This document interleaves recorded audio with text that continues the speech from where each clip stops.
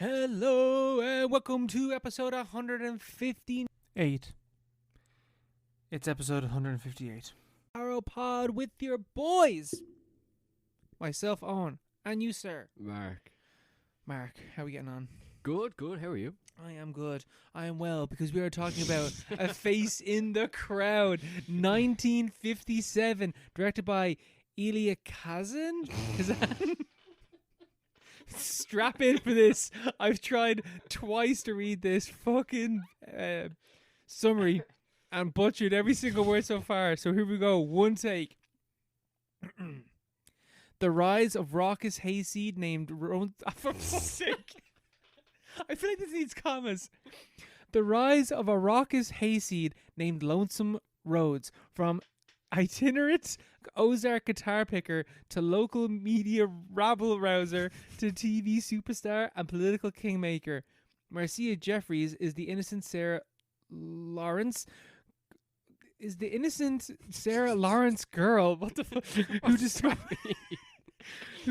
Who discovers the great man in a back county jail and is the first to fall under his spell.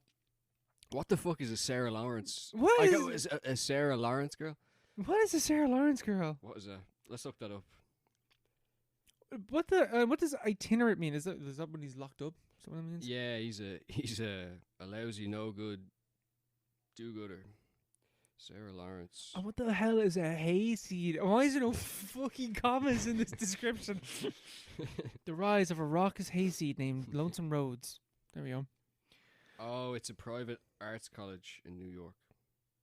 That's not mentioned once in this fucking movie. For fuck's sake. Unnecessary. That's the most American. It's like as if everyone else is supposed to understand what the fuck that Oh means. yeah, she's a Sarah Lawrence girl. He's a Belleville guy and she's a Lawrence girl. What the fuck what does that mean? Like, he was a Belleville boy, she was a Lawrence girl. Can I make it any more obvious? What the hell? Like, yeah, no, that description is a disaster. There's not a single comma anywhere in there. Yeah, no, yeah. Again, like for real, that took 2 minutes before I had to try and get halfway through that correctly. It was the Kazan at the beginning that got me though.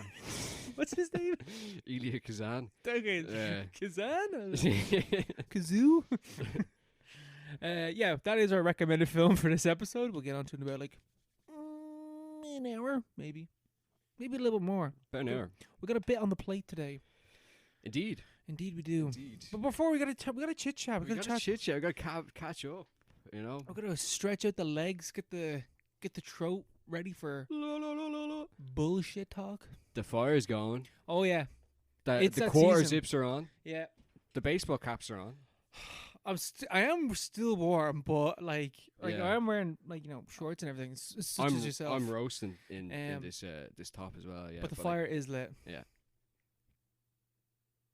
So yeah.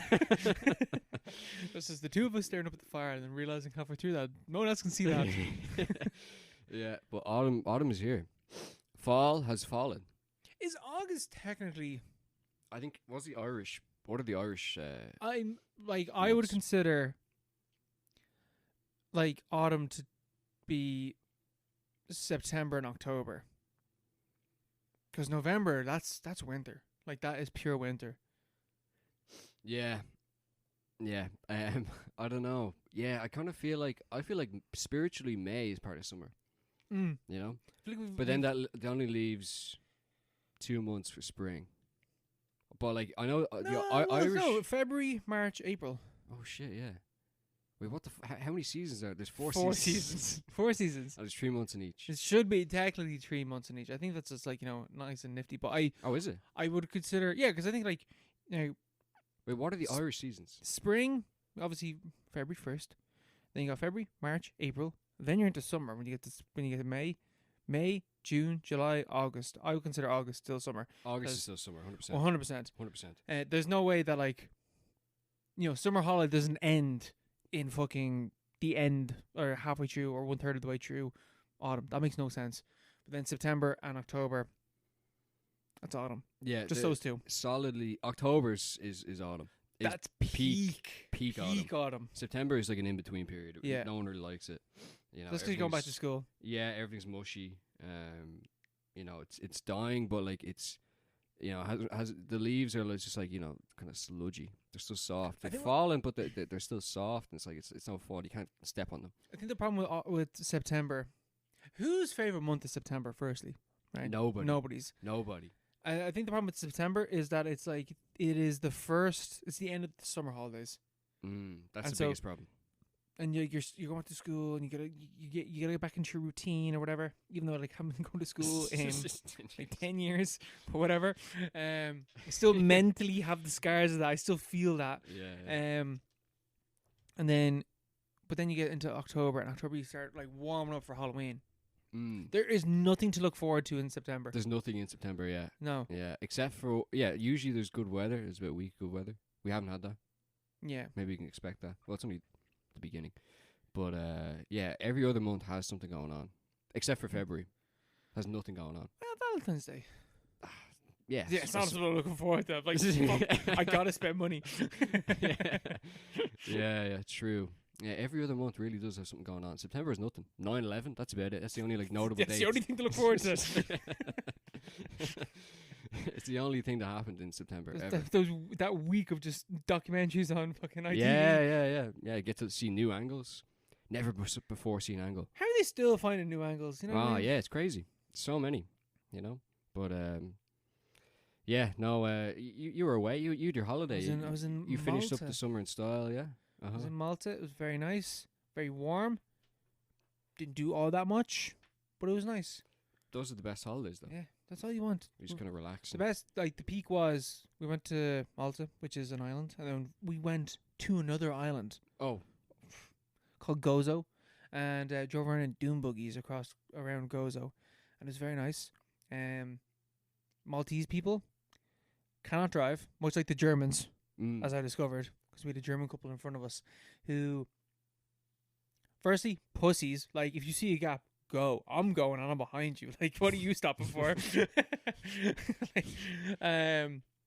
So yeah, that's because I nearly crashed into them twice. And then the first time though, taking a left-hand turn, and then they almost crashed into a wall. I'm like, what the hell? Why are you so good? Why are Germans so good at either staying in the center or turning right, going to the right? Why are they so good at those two things? Yeah, there's no concept of left. Oh, no idea what's going on there. Yeah. There's a whole spectrum going on there. They have no idea. It's Freudian. Yeah, but he almost hit the wall, and then I almost hit him, and I was like, whoop.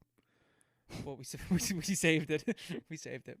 And then we just chilled, ate loads of food. What's Maltese cuisine? I have no idea because I didn't experience it. Yeah, no idea. People ask me this, like, what was the food in Bulgaria like? So I have no idea. I suppose, like, you know, probably brats something. Yeah, I don't know. They got whatever weird shit going. Like custom kebabs and stuff. Yeah, like this. Like, I don't know. That Baltic food, isn't it? Yeah. Are they Baltic? Are they Balkan? Balkan. What did I say? Baltic. They Baltic. cold. Yeah, I don't like. Who knows? Who cares? Who cares? I'm just. It's like I'm not there for their food. You know? I would presume that Maltese food. Oh no, I lie. I did have some of it. I did have some of it. And it was like basically like any Mediterranean food you've ever had in your entire life. Like it's just it's just the same. It was like we had they have those things that I think Greece also has them, like kind of puff pastry things that are like stuffed with like spinach and stuff. Oh right. Had them. They're pretty nice. And then had like boiled potatoes with like this tomato sauce and just 2 fat meatballs. How was that? I did not pick this food. This is food given to us on the tour. Oh right. Yeah, pretty nice.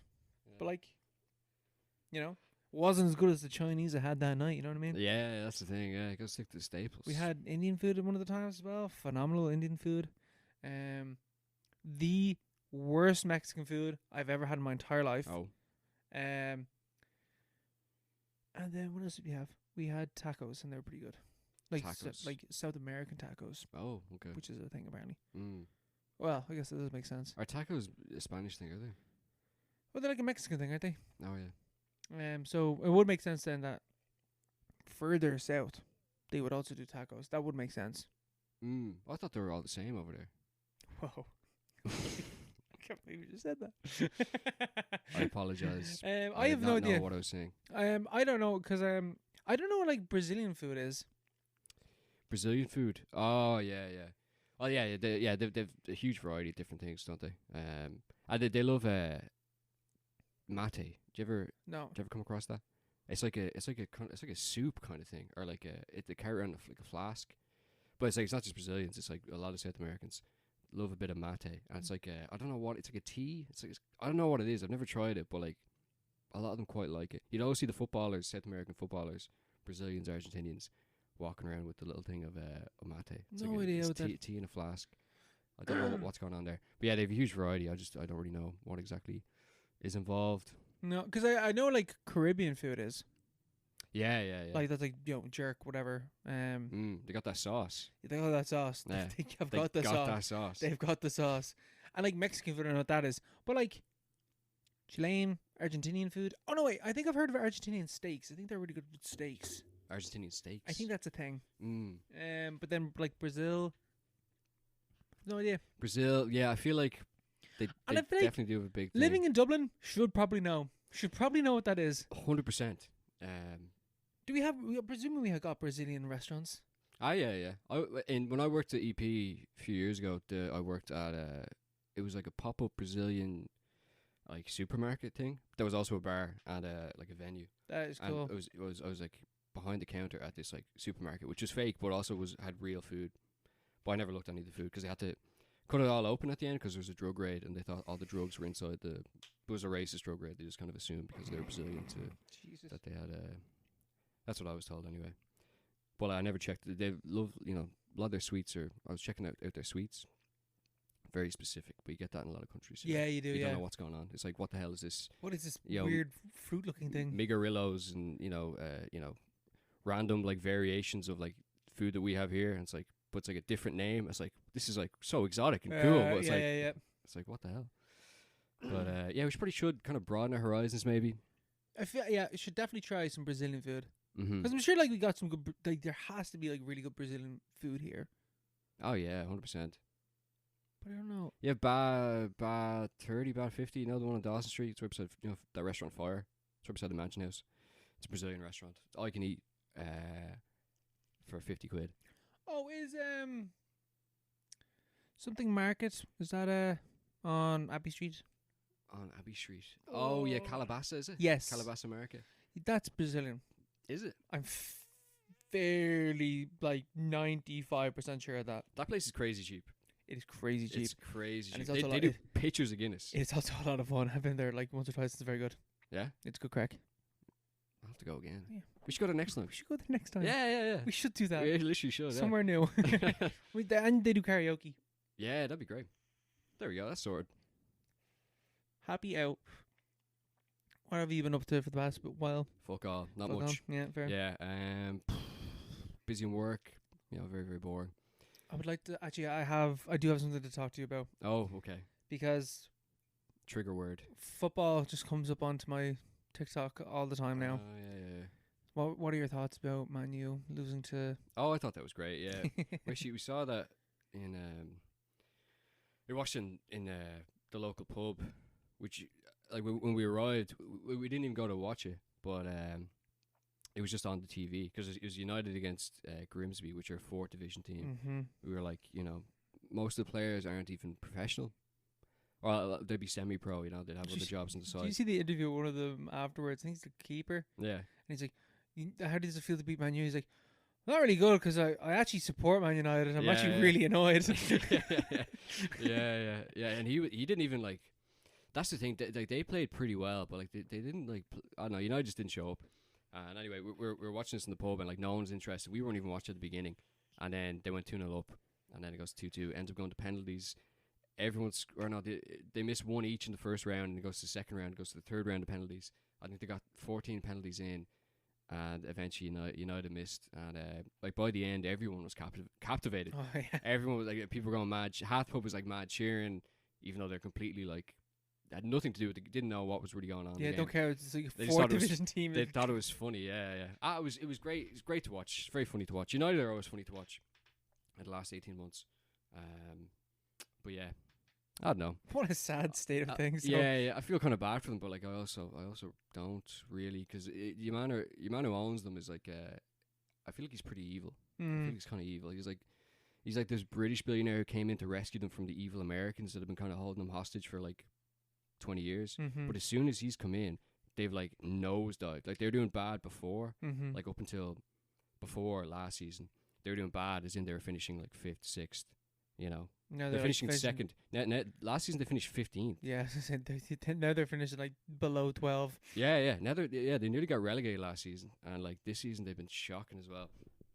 But yeah, I don't know. But he's come in. He has like this. He's a United fan. He has this like kind of visions. Like, I want to bring this club up. Like, I'm really passionate about the club and this whole rigmarole. And he's like this billionaire. He's like really well connected with like all the big players, like all the media, and like Keir Starmer hangs out with like all the heavies. And the first thing he did when he came in was he sacked half the like canteen staff, and I think he got rid of their Christmas bonuses, like random stuff like that, you know. Like, he kicked people off the kind of the payroll. They were making maybe 30-40 grand a year, and then he'd be offering, you know, massive deals to these complete dud players that everyone knew were shit, and then they were predictably shit, and the team did awful, and then he respond by like he'd it's the manager's fault.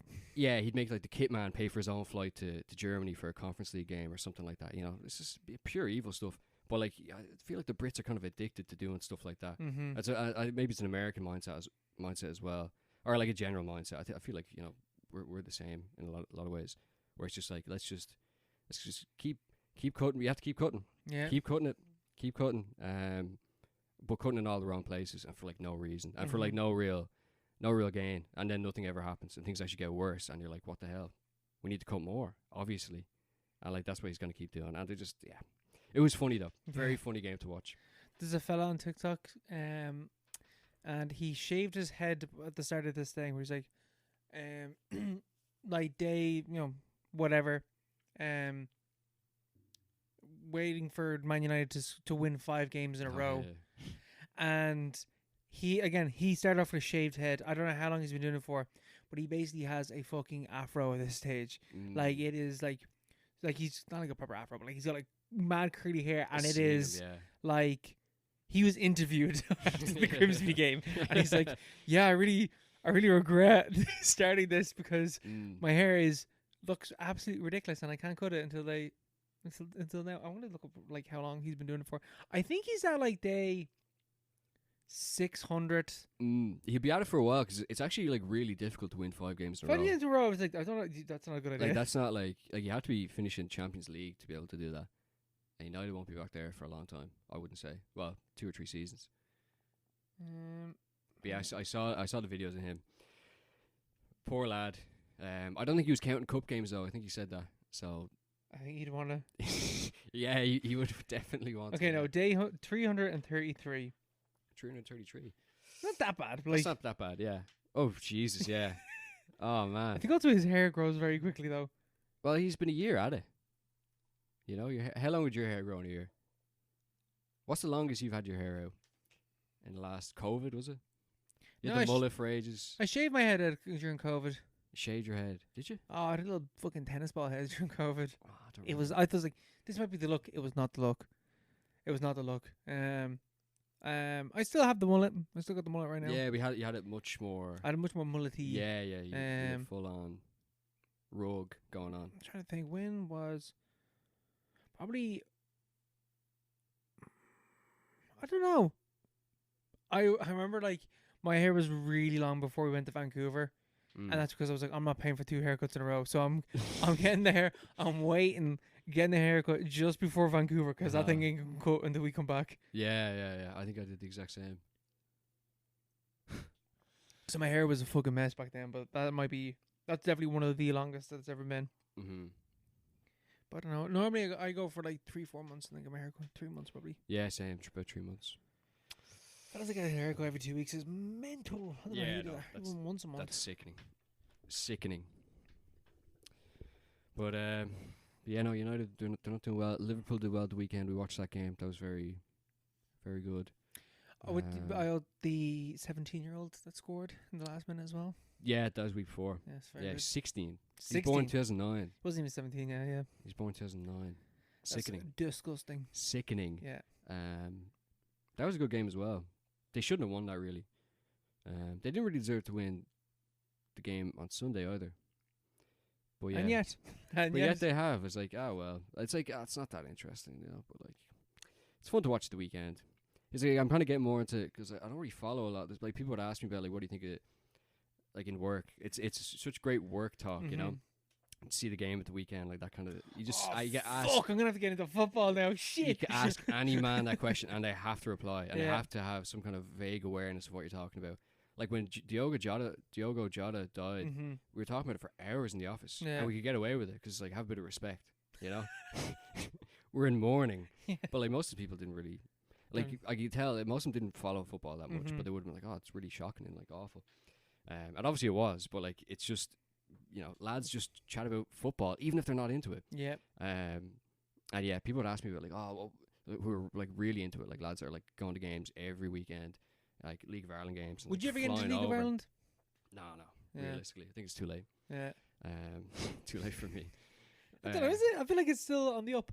Oh, of course, yeah. It's just I don't feel like I'd commit my every Friday to go to a game, like. Oh God, no. You know, so. Fuck no.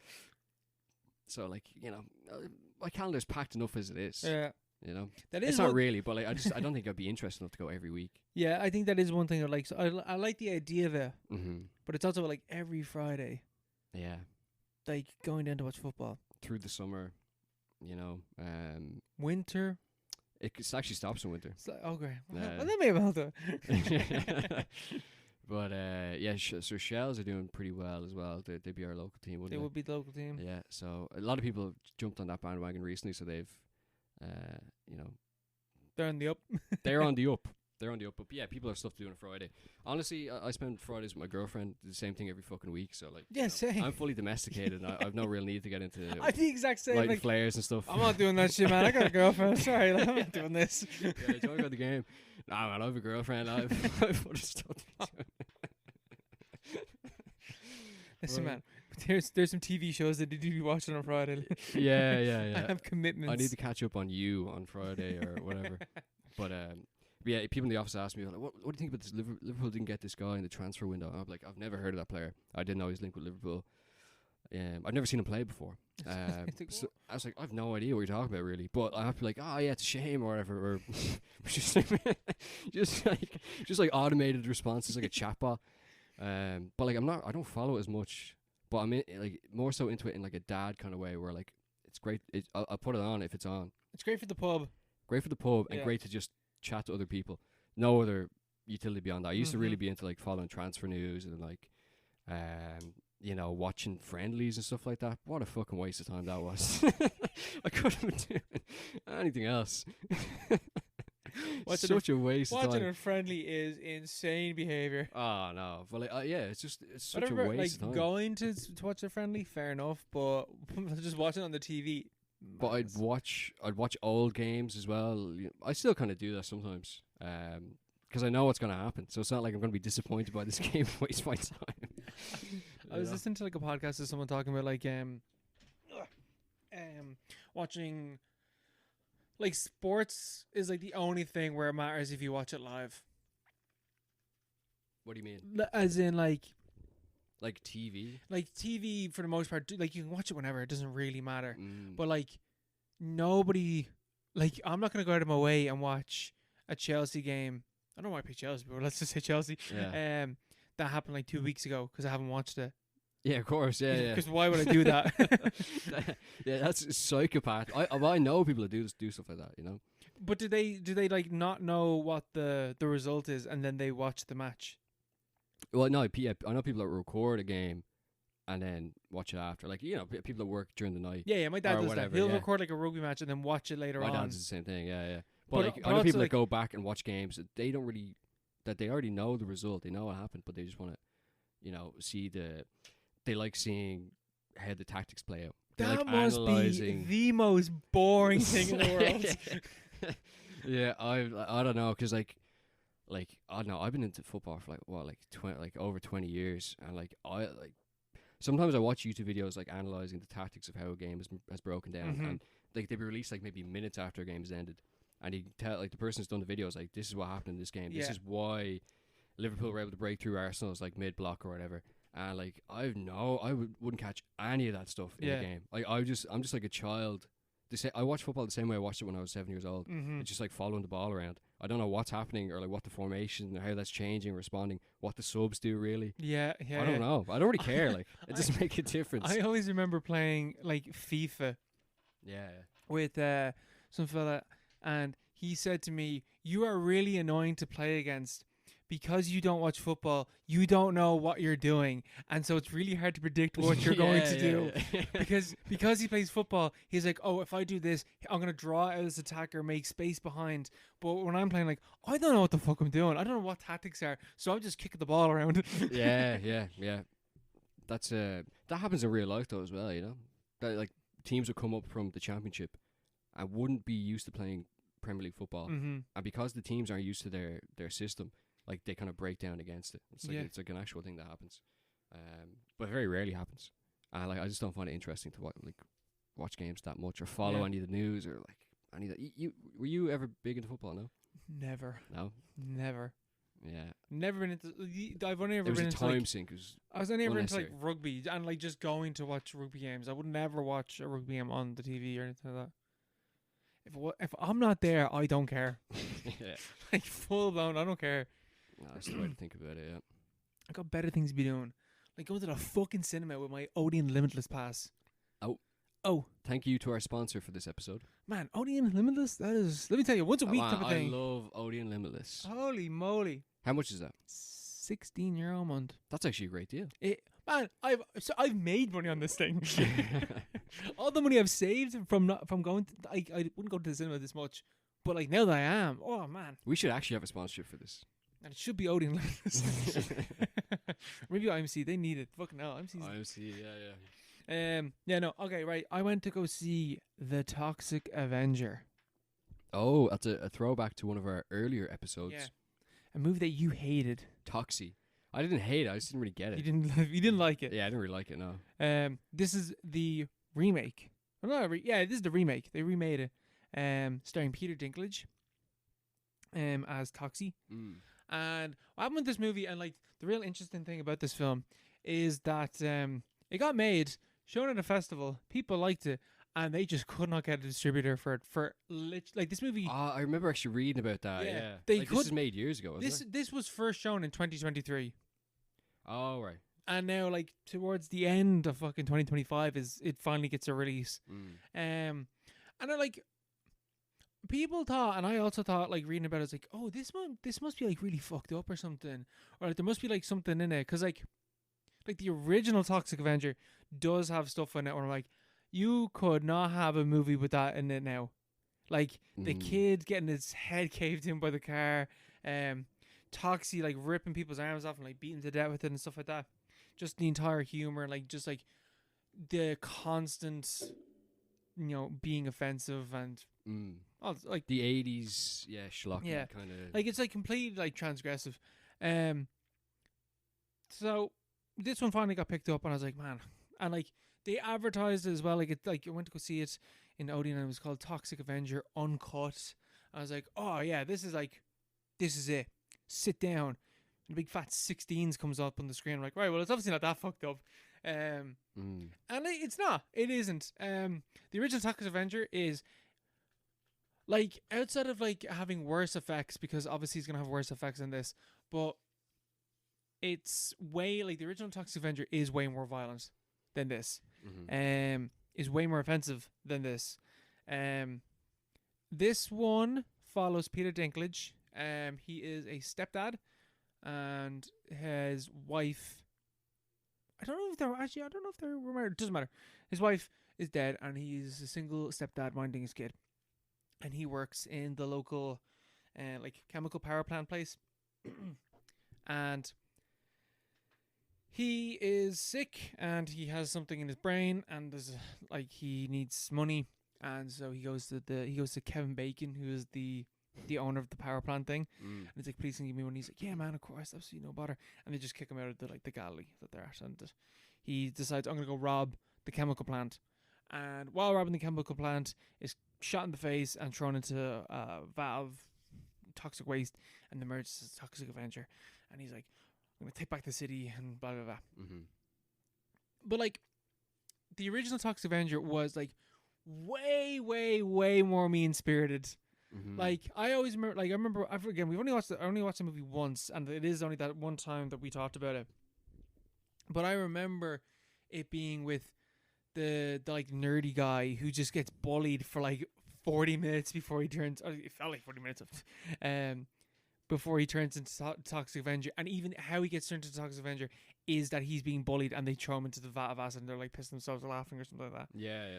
And like the city that they're in, like this one is called Saint Roma Village, whereas another one it's Traumaville. Oh yeah. And in Traumaville, in the original one, like you could feel that like everyone was mean, everyone was nasty. The like constant like blatant corruption from like the cops and from like the politicians, and like how much it was overran by the chemical plant in that in the original one, you could really feel. And in this one, like it is overran. Like they showed the lake, and the lake is like a toxic wasteland, and like there's this really fucked up bird that keeps being shown, and like people keep shouting things, like you can hear in like certain scenes, like it's played for comedy, but it's like you can hear like people like, go fuck yourself, and like, I'll fucking kill you, and there's like gunshots and stuff in the background. So like it's definitely like evoking that same feeling of like this place is a shithole. But it's not as effective as the original one, and it doesn't have as many like political points, I feel, to make like the original one stupidly. Like I don't know how political the original Toxic Avenger was. Yeah, was it political? Probably not. I probably just made that up as I was saying. No, I feel like it was. I don't think we'd have watched it back then. But it wasn't. Like even just like I feel like the original Toxic Avenger. I haven't seen it in so long, but I feel in my bones that I did have something to say about like Reagan and stuff like that. Yeah. That's what I was just thinking there.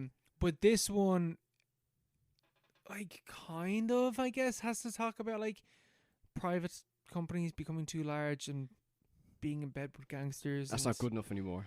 But like, that's not good enough. That's so 80s. The original one also did that, so like, and did it like more. When it was new as well.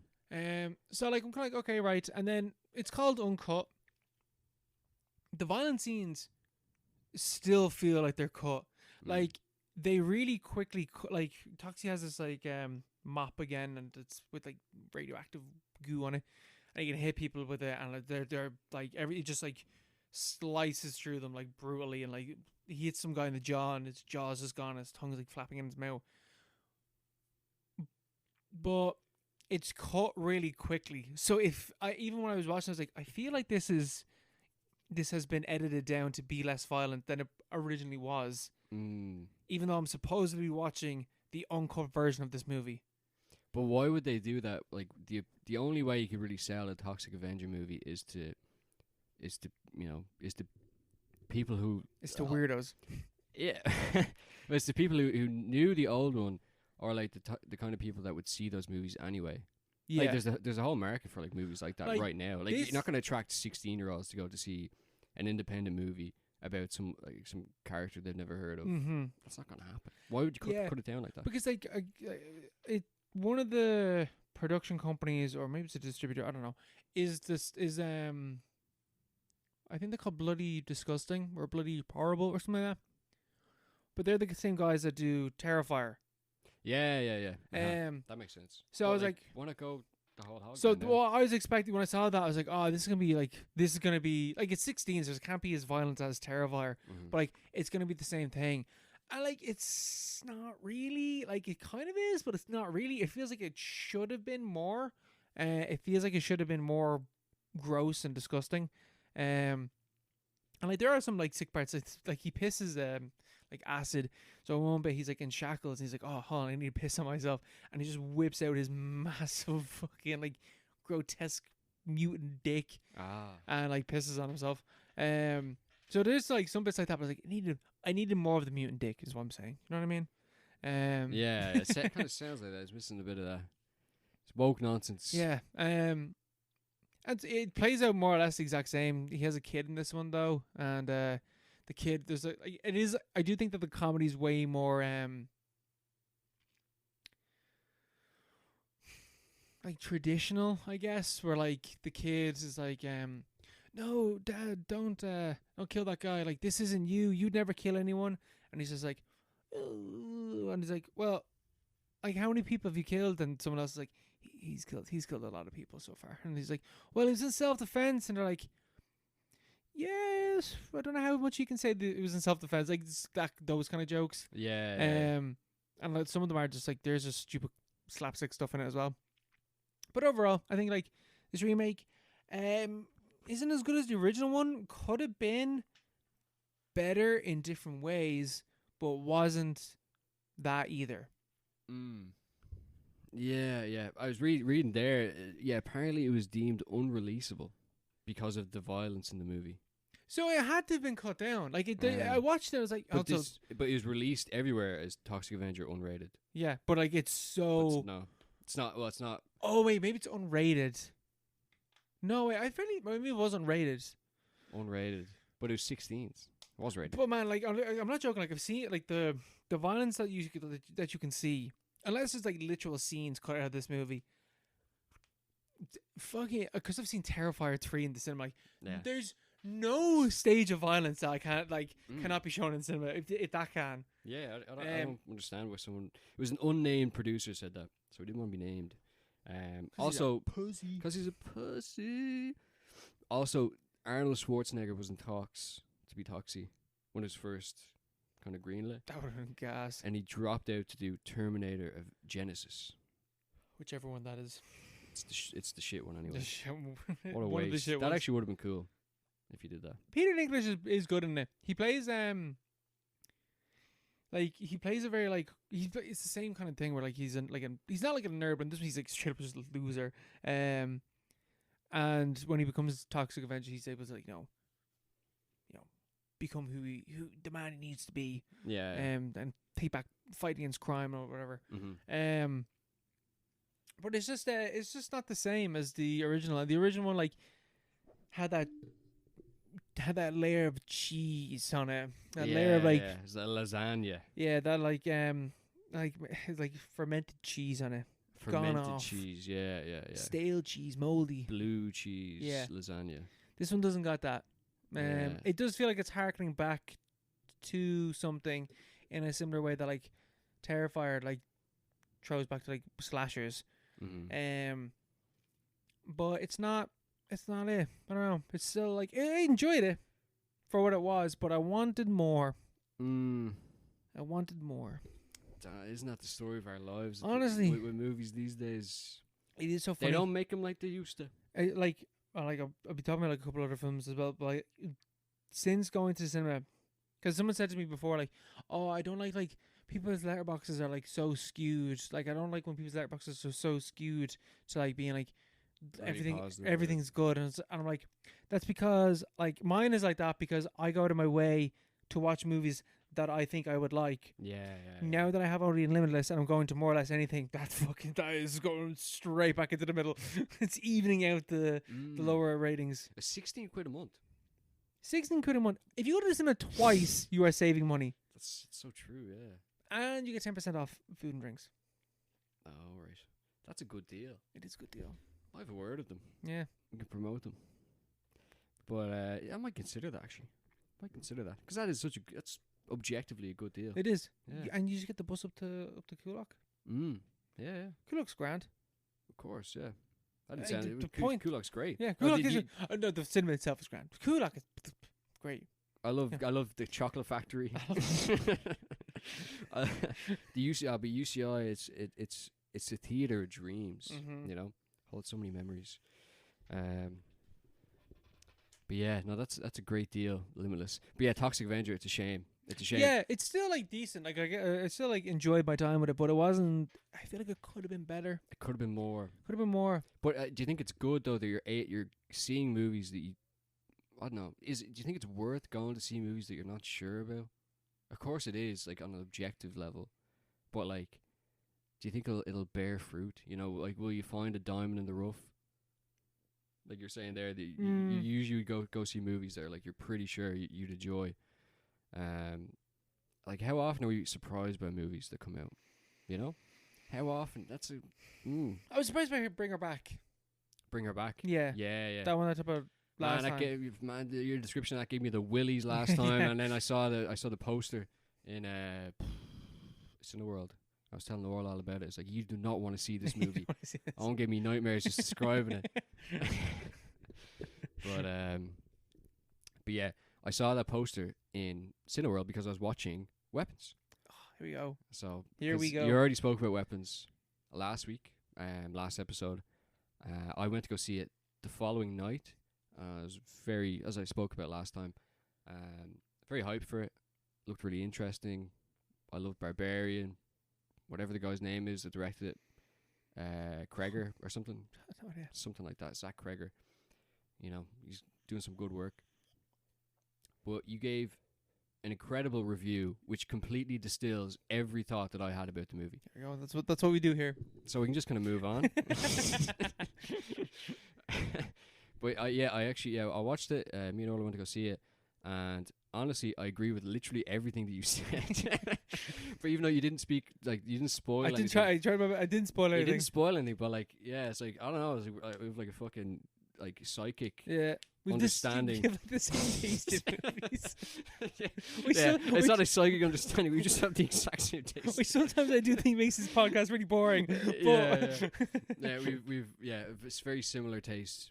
But I don't see how, like, I don't know anyone that's gone into Weapons and come out being like, this is fucking amazing. Like, outside of people like in the online, real, I don't know anyone. In the real world, I haven't met anyone who's like, this. Oh, it's incredible. Like, everyone's like, that's pretty good, yeah. It is pretty good. But like, it was so hyped. And horror movie of the year. Yeah, and it's not that movie. Yeah, it's not that movie. It's pure like I want to say popcorn horror, but like it's not even, because like it's not. I feel like it's not scary enough to be popcorn horror. Like Conjuring and stuff like that is popcorn horror for me. Yeah. It's not very scary. It's not that scary. There's a few scenes that are really scary, uh-huh. But overall, I would not say it's a scary movie. Yeah, and it's like people saying it's a really funny movie. It's not very funny. It's not very funny at all. There's like a couple of scenes that made me laugh, but it's not a very funny movie. Yeah, it's not. You're not laughing. Yeah, like there's a few scenes that are amusing, you know, and you get a laugh or two. It's not very funny at all. It's not very scary. But I thought the first half was. But you were saying actually last week that you didn't like the way it was split up. I thought that was actually really cool. I thought that worked really well. I don't think I enjoyed all the different stories that were going on. Like even the cop. Yeah, I thought that was a good story. I found the teacher, to be kind of boring. I feel like they could have done a lot more with her character. She's like barely in it as well. I know she's like the main character, but like I feel like she's barely in it. Yeah, because she's only in it for the first like 20 minutes ish. Yeah, ish. And like I feel like her arc is just so kind of boring. Josh Brolin, I thought was really good. I thought he was really good.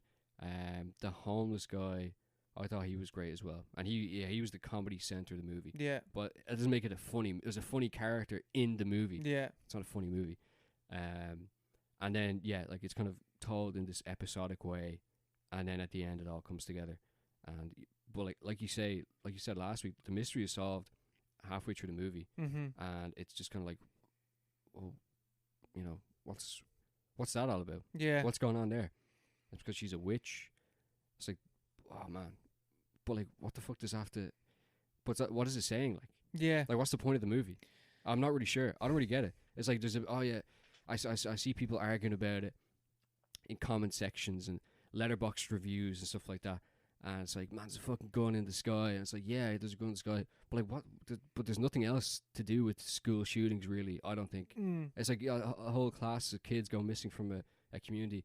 It's like, okay, and like that's the first thing you think about when you see you saw the trailer. And I was like, that's such a great idea for like a horror movie. But like, then they find the kids halfway through, and it's like a witch, and she's trapped the kids in the basement, and paralyzed them, using like a stick or whatever. And it's like, what the fuck does that have to do with, what is that saying about, what's the commentary there at all? Why is the big gun this guy? I don't know. Like, I just found it, I just found it a bit confusing. I found the image, like, I don't know if I said this last time. It's too on the nose, maybe. Or if I read this afterwards, or if I might have said this in my own thoughts, but I don't know if it's in my own thoughts. I don't know if I read this or whatever. That, like, the thing in the movie is that it's like a group of, like, a classroom goes missing, and everyone starts blaming the teacher, as opposed to blaming the like what is actually causing the issue, and like how no one has noticed that the kid is acting really weird or checking in on the kid or blah blah blah blah blah. But it's like, yeah, but also like, no one knows that she's a fucking witch. Like, nobody knows that this woman who showed up in this guy's house, in the kid's house, is a witch, and they're turning a blind eye to like the red flags that are being shown. Yeah. So that being the thing with school shooters or whatever like that, or like the red flags that are showing around this kid, that the cause of the issue is something to do with this kid.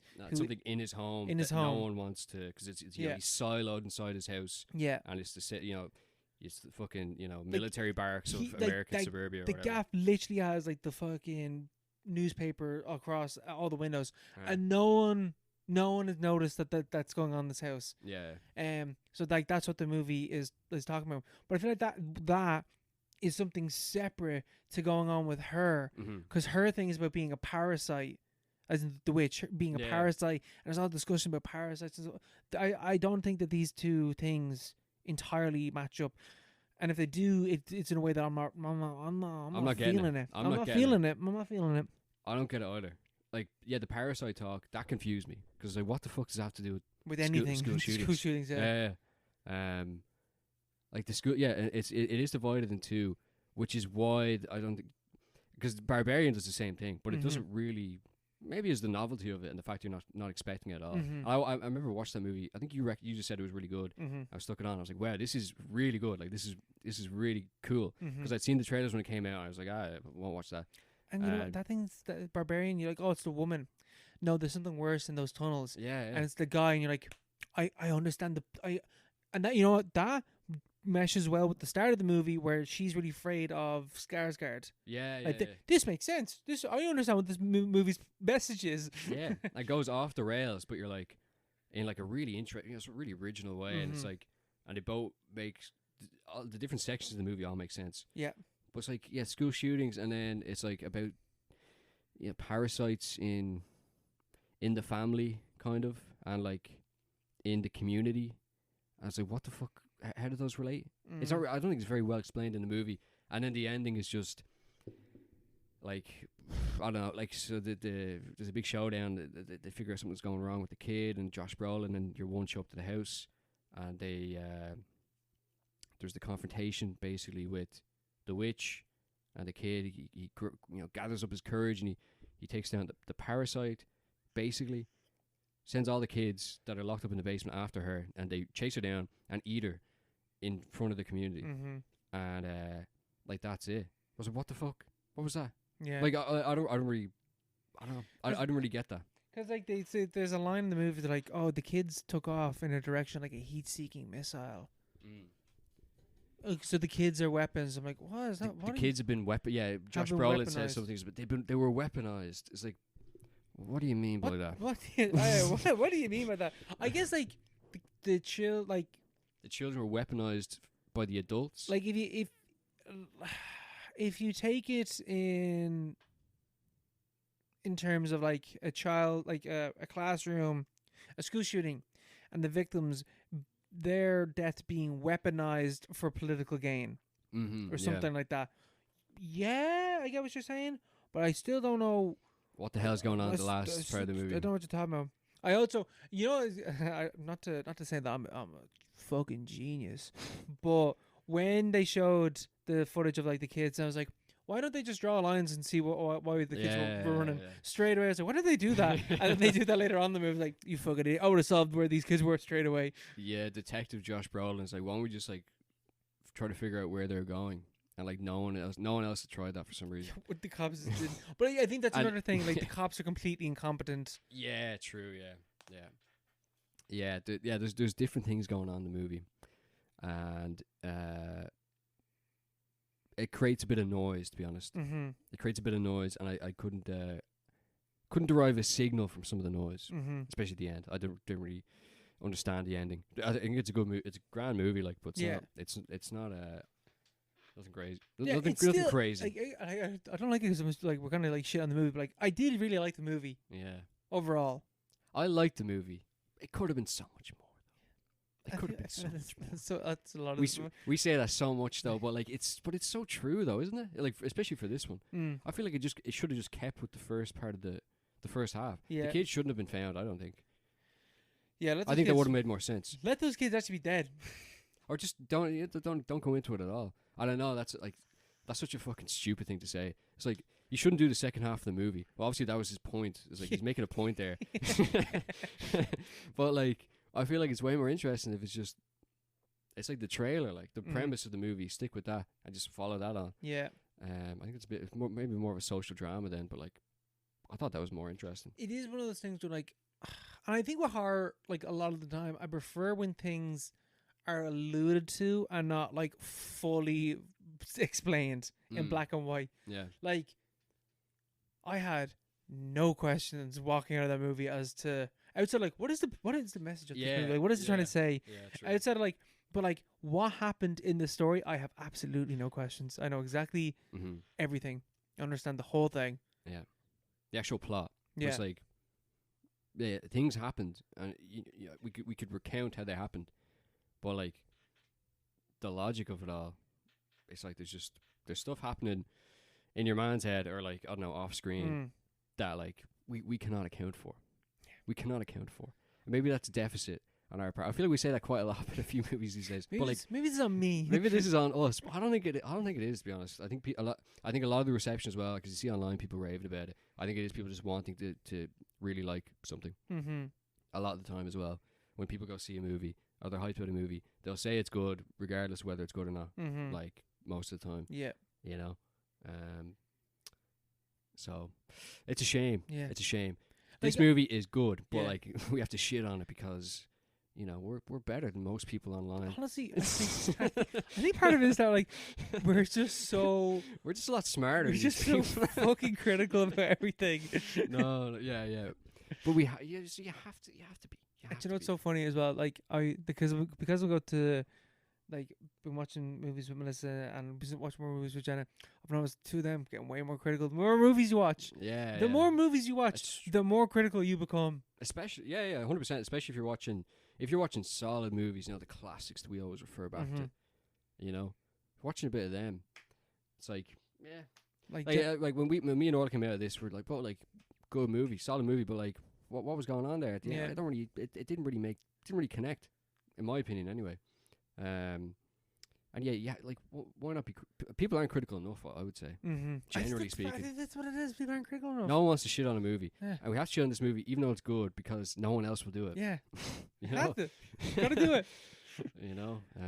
Like Jenna watched Rosemary's Baby, Mm. and I was like, "Oh, what'd you think of it?" She was like, "Oh, it was great. It's a classic. I've never seen it before." And she's like, "It's really, really good." Really pissed me off that Roman Polanski made that movie though. Yeah. Like, why couldn't anyone else direct a movie that was about women's autonomy? I was like, yeah, that's it. Oh, true. Yeah. But yeah.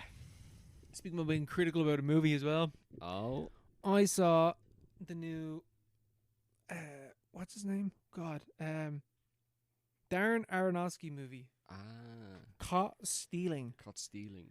I saw this the other night, and it is the what's his name?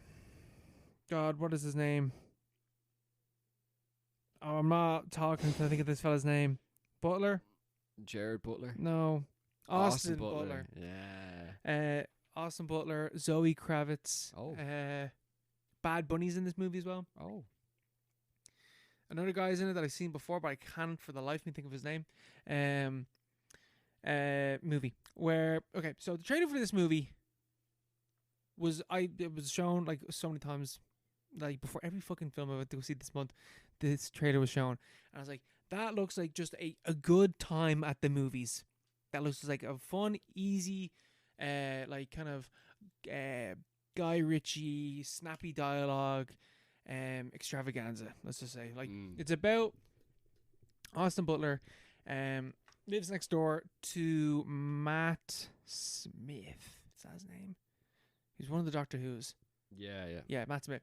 He lives beside Matt Smith. Matt Smith's his mate. Matt Smith is going on holidays, what actually happens is that his dad dies, so he's going back to England, and he asks, "Can you mind my cat?" And he's like, "Yeah, no worries, I can mind your cat." Two like Russian mobsters rock up the door and like, "Where the hell is Pinky, whatever his name is?" And he's like, "I don't know." And then they beat the shit out of Austin Butler, and then more drug dealers come around trying to find where Pinky is, and he just gets pulled down the rabbit hole. And what they're trying to find is this key. So like the trailer initially shows like, oh yeah, the Russians want it, the Hebrews want it. In fact, wait, I'm actually gonna read the Letterboxd tagline to this movie, because the tagline is basically what I'm talking about.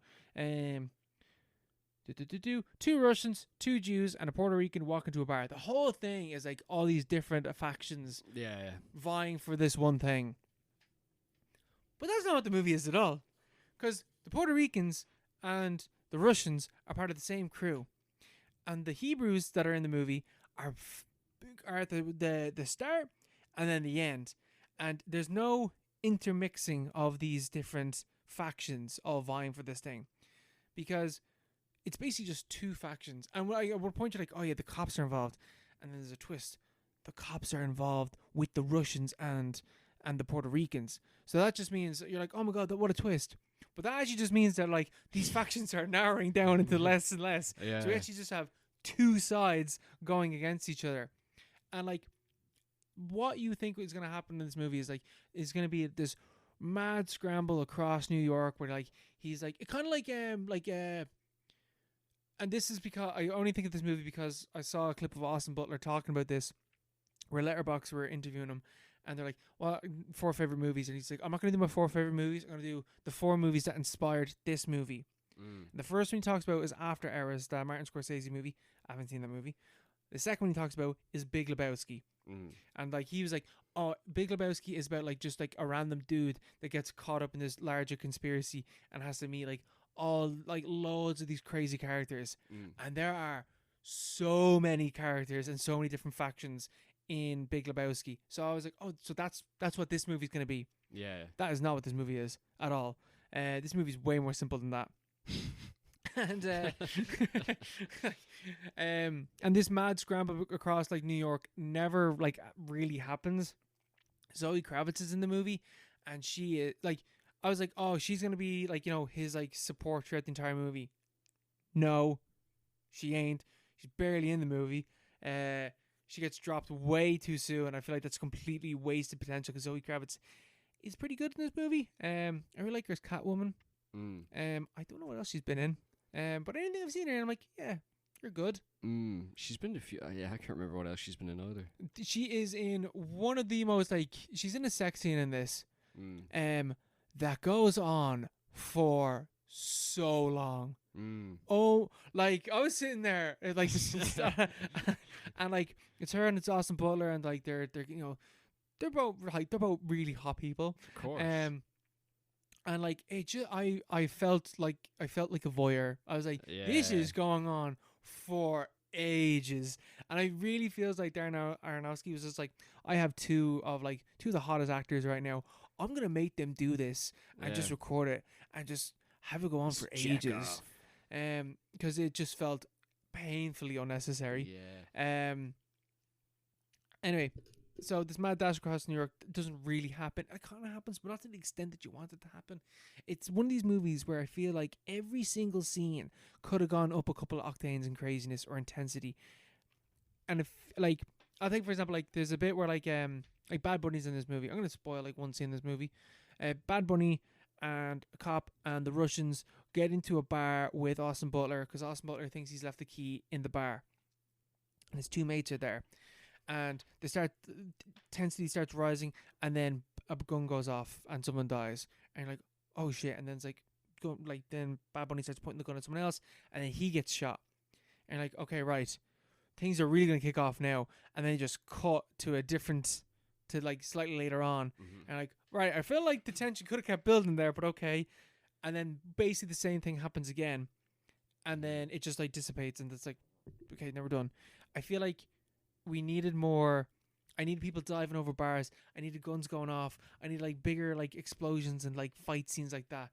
It's very contained. It's not, but like it like, that does kind of happen, but not to the level that you want it to happen. Yeah. Like there's a car chase scene in the movie, and that car chase is like 15 minutes or like 10 minutes long. It feels like I thought it felt like it should go on for way longer. Yeah. It's weird. Aronofsky's an odd guy. He is a strange director. Director. Outside of Black Swan, I don't think I like any of his movies.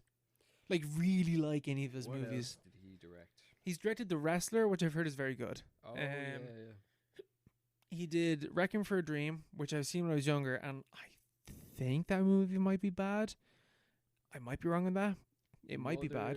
The Fountain. Never seen The Fountain. That looks like the most pretentious thing I've ever seen in my life. Mother is like pretty good. But then Aronofsky talks about the movie and just like, you ruined this movie. Yeah, I saw The Fighter. Ever see The Fighter? No, I've never seen this. Is that the Christian Bale and Mark Wahlberg? Is that, did he direct that? Yeah. Didn't know that. I thought that was pretty good. Never seen that. Well, like it's not something I didn't think. I wouldn't have associated it with him. I didn't think he directed that. No, it seems more like a conventional sports movie. Yeah. No, I remember saw Noah. That film was dog shit. It was just like, what the fuck are you doing? Messing with the classics. Like, this is a very straightforward story, and you got rock people and all. It's biblically shut up. Just direct the right movie. And yeah, I was saying before the podcast, The Whale. I only found out recently, The Whale isn't about anything. It's just about like people letting each other down. That's such a load of bullshit. Like, that's just, I thought, like, I don't know. Like, that's what do you do? Like, it feels like he just purposely makes movies to deceive people. You know, like this should be.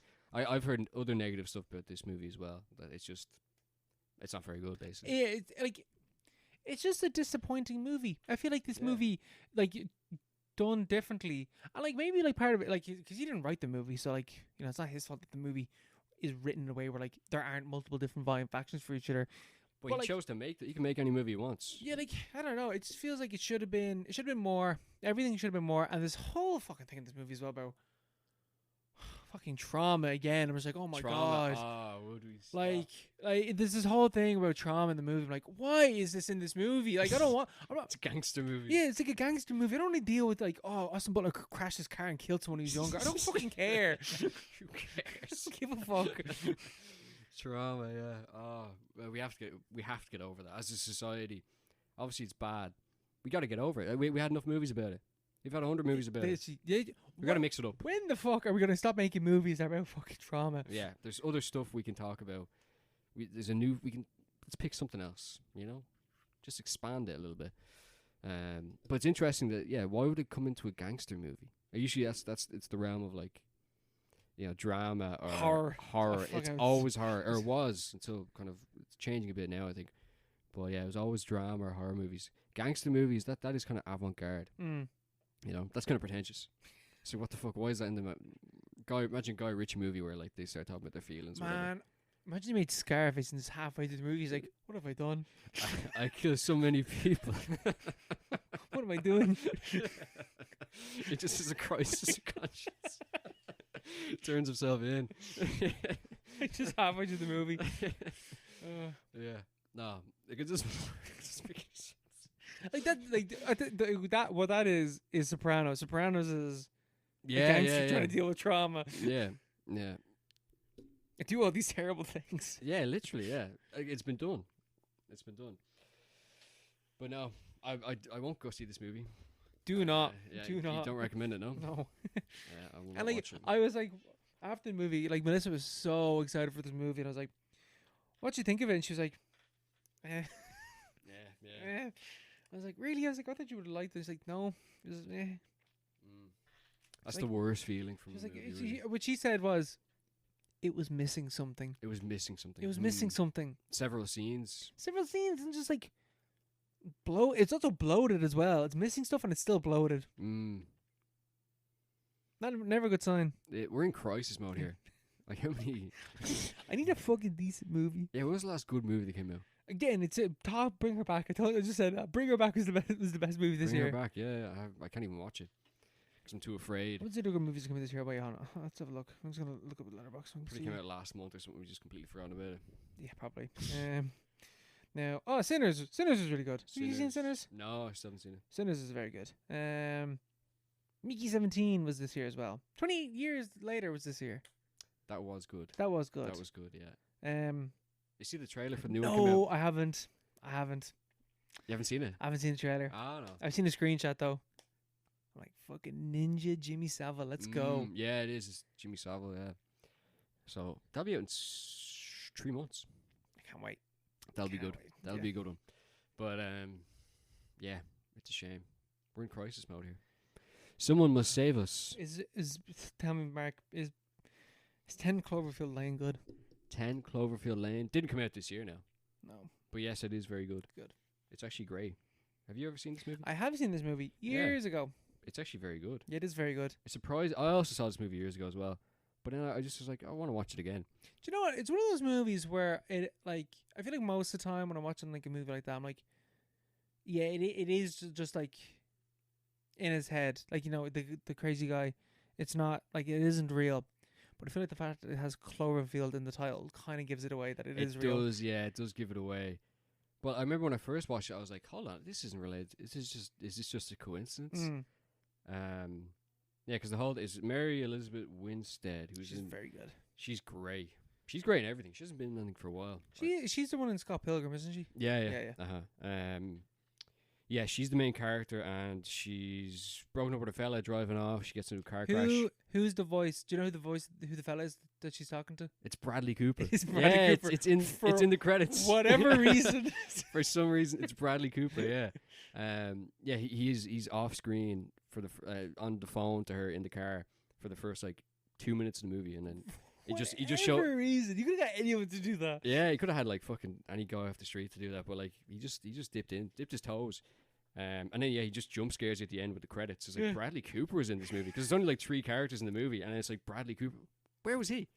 But yeah, she gets in the car crash. When she wakes up, she's in a cellar somewhere, and she's been abducted by a fucking ginormous pre-Ozempic John Goodman. Oh my god, who is like so fucking scary in this movie. He's incredible in this movie. He's so good, and he seems to have abducted her. But he's also saying that there's been some kind of nuclear or chemical attack on the U.S. and that she can't leave for her own safety, and that he brought her to the cellar for her own safety, and he would have brought her to the hospital otherwise, but they've been attacked. And it's like, you know, immediately... I've seen this movie before, but like, you're when I first watched it, I was like, that's a lot of bullshit, you know. I need to put this on the list to watch Melissa because I don't know if she's seen this movie. It's a quality movie just because it's, you know, it's not like the themes or whatever, or like, you know, it's not like abstract. It's just like it's a really tight like script, and that's actually the origin of it, because like this is a sequel to Cloverfield, which is a complete they couldn't be more different. Oh geez, yeah, Cloverfield, first person like found footage kind of movie, that's kind of fallen off a little bit. This movie is very much more conventional, but like it was originally written as a totally separate script, as a spec script in 2012, and it was put on. There's like, you know, like in California, people just like write random scripts and like they put it out and they shop it around. They give it to their agent. They shop it around the studios, and they make lists of like the hottest scripts that have been, you know, that are wanted. They have bidding wars on these spec scripts, and this is one of the most wanted scripts of like 2012 or something like that. And I think it was J.J. Abrams who bought it for his company and decided to incorporate it with Cloverfield. For whatever, it doesn't really make any sense to. Well, I suppose it kind of does. His initial idea was that to have like loads of different random films be part of the same universe. Yeah, okay. That makes a bit more sense. Yeah.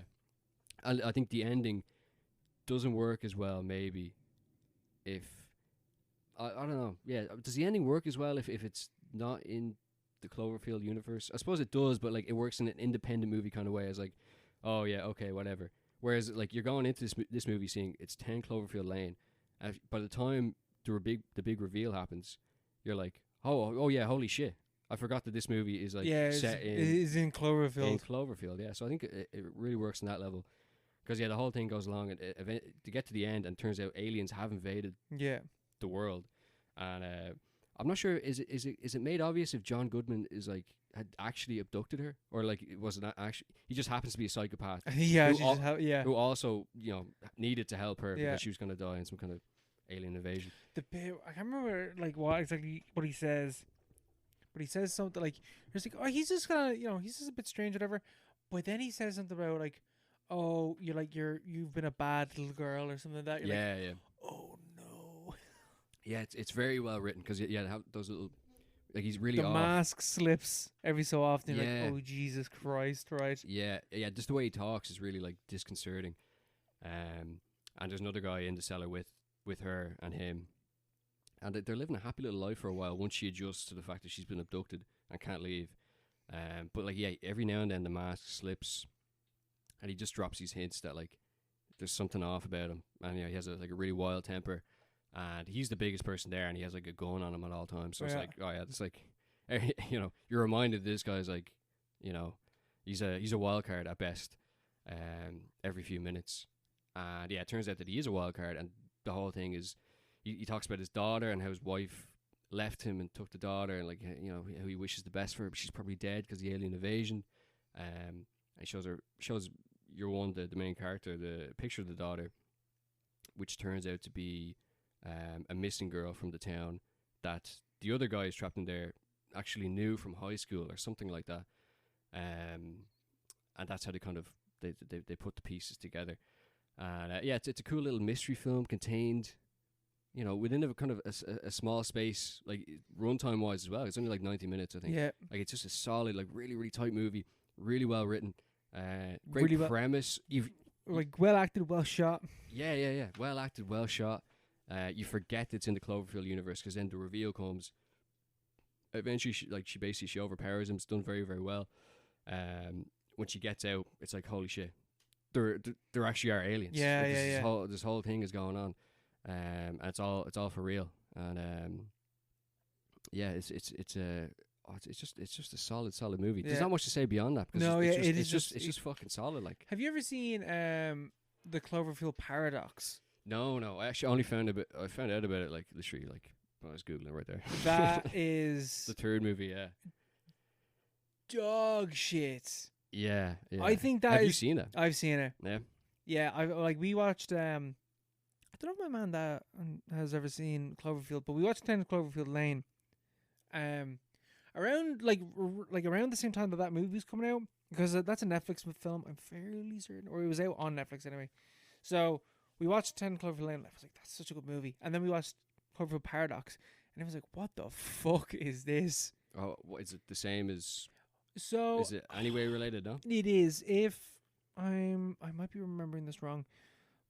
In Cloverfield, at the start, they talk about a spaceship going up into space, and I think it's hinted at in the movie or something that the spaceship going up caused the kaiju monster to fall down into Earth or awaken in Earth or whatever it is. And the Cloverfield Paradox is that spaceship in going up into space, or it is a different spaceship and they go through a wormhole and they become the spaceship that goes up or something like that. I can't remember. It's a paradox though. Something like that. I can't remember exactly what it is. But it is not very good. Yeah, it doesn't sound very good. And like it feels like completely like disconnected in a way. Like it feels like it should be like the joining piece to like bring all these movies together, but it just feels like it really, like, you know, the way that like you were saying that like, oh, like this was a spec script and that was then turned into a Cloverfield movie. This really feels like a completely different movie that was forced into becoming a Cloverfield movie, and it does not work at all. And I think it's kind of the reason why they haven't made another one. Yeah, no, it sounds dog shit. It's not good at all. Yeah, it's a shame because the first two are really good.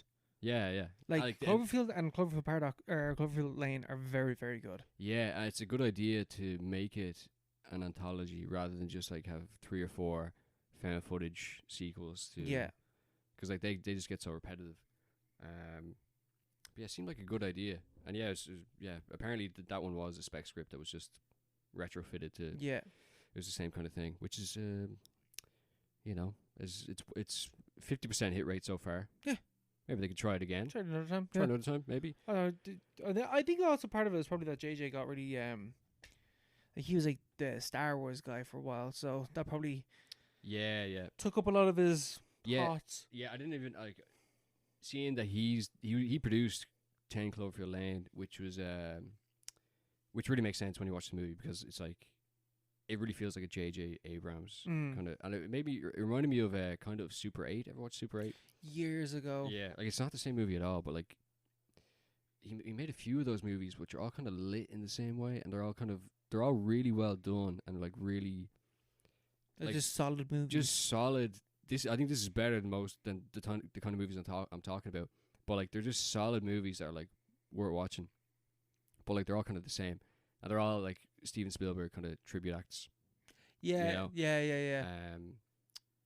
And yeah, it's all the same production company, Bad Robot or whatever it's called. Bad Robot. Yeah.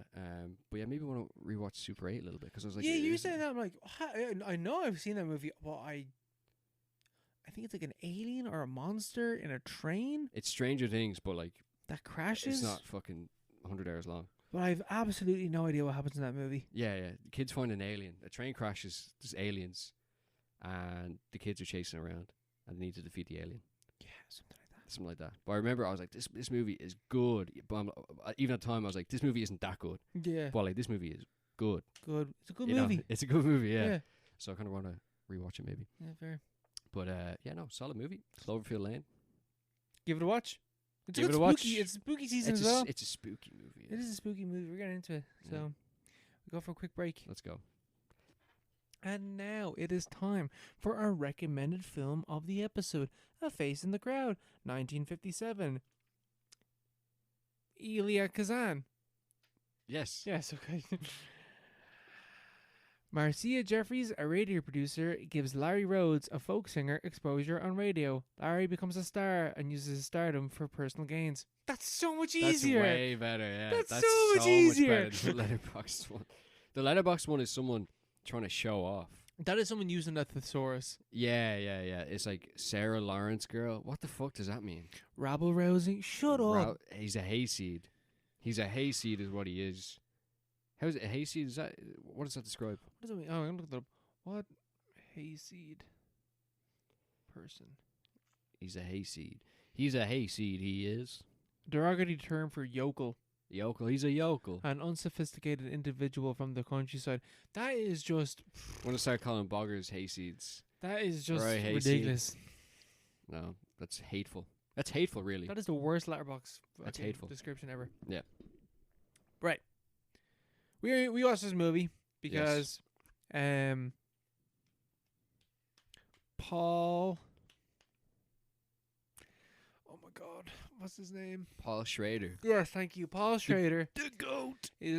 Gave a very good Letterboxd review for this movie. He didn't even review. Is he on Letterboxd? He is on Letterboxd. Oh my God, this changes the game. He's on Letterboxd. What? I didn't know that. He didn't even say that. He didn't even got a good review for this, but his review left me intrigued when I read it. And I was like, that sounds like a fucking banger. A Parapod movie if I've ever seen one. I'll read the review. The review is the most insidious myth of the movies. Yeah, okay. The most insidious myth of the movies is the notion that demagoguery, once exposed by the media, will be rejected by the general public.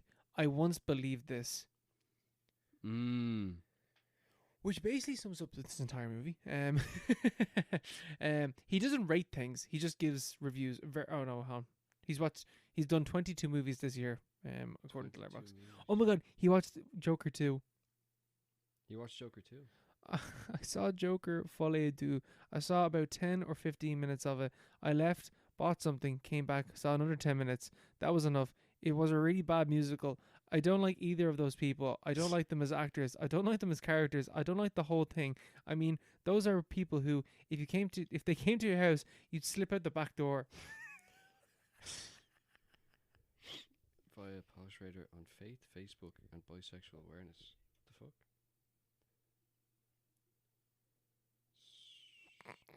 What the fuck is So this weird. man? Deadpool and Wolverine. I like cynical. I like ironic, but I draw the line at snark. I was killing time on a walk when I passed the cinema and it was about to begin. I lasted an hour. Wait, which movie? Deadpool and Wolverine. Oh, right. Okay, so Paul Schrader, funny Letterboxd account. But anyway, this movie. So, for those that for people that are unaware as to who Elia Kazan is, he is director of On the Waterfront, which is his most famous movie and like one of the most famous classic old Hollywood movies, because it's basically the movie that people are like, damn, that Brando, That Brando fella. he can act. Yeah. Kind of like changed the game we're acting with that movie. Like literally. But he's also very infamous because during the Red Scare in America, they had the Hays Code. Is that what it's called? Yeah. I think it was the House of Un-American Activities. The House Committee of fucking House of McCarthyism and all that shit. McCarthyism. Yeah. Yeah. Where basically they're just like rounding up like commies in Hollywood. And they grab Kazan, they're like, give us a list of commies or else your career's ruined. And most people seemingly are like, oh, I'll just take the hit. But Kazan did not. Yeah, that's what happened to Wells. And Wells hated Kazan because of that. Like there's interviews that he did where he just goes off on one, saying he's an amazing director. But he's like, he'd be like, oh, he's a worm or whatever. He's a snake, you know, the way he talks. Yeah. And he got an Oscar, like an honorary Oscar. And loads of people didn't clap. I think it was a Viggo Mortensen. They did this. If you look up the clip on YouTube, you can see it. Yeah, It's like half the crowd are sitting down, not reacting as he walks up and he does his speech or whatever, because they still hold that against him, which is completely fair, really. I think. Yeah, really fair. Yeah, like you're a snake. You're a snake, but also you pussy. Yeah, you puss it out. Like you're a rat, like, and you're kind of known for that. And he's been kind of blacklisted informally in that way. Yeah. So like, you know, it's swings and roundabouts. But he was a really good director. He was an amazing director. That's true. An amazing director. That's true. And this is one of his greats. And it is about a woman who I'll pull up her name just to remember again. Marcia, yes. This is about Marcia who goes into Marcia, yeah. Marcia, is it? Marcia. Marcia, no? Was that how did they pronounce the name of the movie? I would pronounce it Marcia. Marcia, okay. Let's go. Marcia. Marcia. No, right. Marcia. No, right. And then we're going to pronounce his name my way. Hayseed. How can I rodeo? Okay. Oh yeah, Lonesome Roads. Yeah, Lonesome Roads. So Marcia goes into a county jail because she is doing this radio show called Facing the Crowd, where she just interviews random people, and she interviews or she gets them to sing. Can't remember which one it is. He sings. Lonesome Roads, who's just as drunk that's just sitting in the jail cell, and people are taken by him. And so she's like, "Oh, we'd like to offer you a job to speak on the radio." And he's like, "Well, I don't want to do that." She's like, "Ah, come on, we'll pay you. You can do this. Try it out for a week." And he's like, "Fine, I'll try it out for a week." Quickly gains in popularity, and I think that's like and so the movie is literally just him gaining more and more popular, and then the eventual fall, and how the power goes to his head. But I think this movie it's a classic, and it's a classic that has 100% stood the test of time. Oh yeah, 100%. Yeah, it's very Yeah, but like it's like 57. But like you watch it and you're like, this is like it's one of those movies you watch it and it's like, but you can watch it the same way you can watch any movie that's made today. Like it's really well edited, really nice clip to the movie. It's like 2 hours long. It doesn't feel like it's 2 hours long. It's not a drag. You're not dragged down by the fact it's in fucking black and white. It's like, what? You're like, oh man, where's the colors? You know. But like you're just immersed in it, regardless of the fact that it's like 75 years old.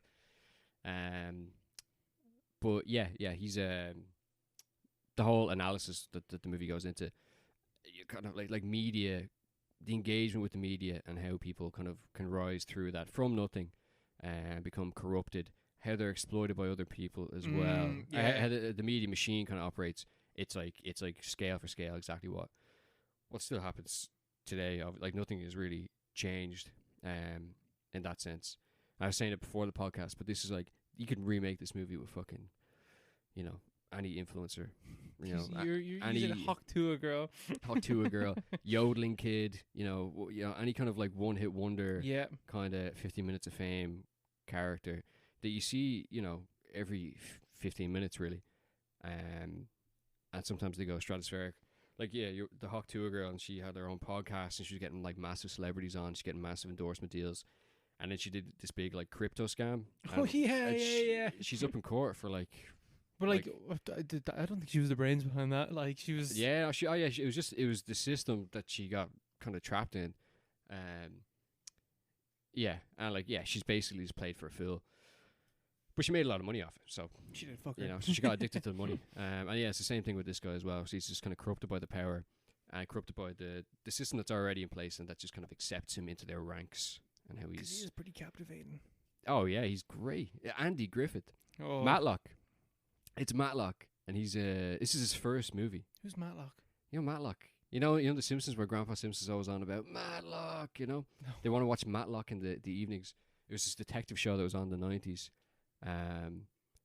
It was like fucking Columbo or Kojak. It was something like that, and that's what he was known for more so, like. Most recently, because he only died. I think he died in like 2010 or something. It's interesting. We watched Woman Under the Influence earlier this year, which does have Columbo in it. Yeah. And then we watched the actual Columbo. Yeah, Andy Griffith. But yeah, he's great in this. He's really good. The performance phenomenal in this movie. It's incredible. Yeah, he's so charismatic. Yeah, you'd follow this guy into war. But like I'm watching it, I'm like, oh, I can see why. I can see why you'd follow this guy. Yeah, definitely. Why you get addicted to him. Because he is that captivating. He is that like energetic. And he is speaking some truth. He's speaking truth.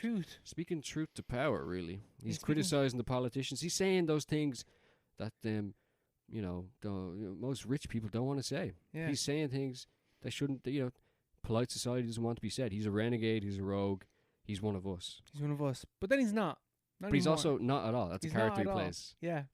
Because I think the start of this movie is that he is definitely saying stuff that is like, he's a bit edgy. He's a bit edgy. He's like saying, "Oh, they want me. They're not going to pay me because I want to do these advertisements." That's not how Lonesome Road works. Yeah. But I love the bit where like he clearly is just like, I'm gonna shit on the sheriff that threw me in jail, and so it's like he wants to be mayor. And he's just like, what does he say? He's like, in my old town of Riddle, we used to give people, their jobs based on their worth. So the local fool could be, the dog watcher.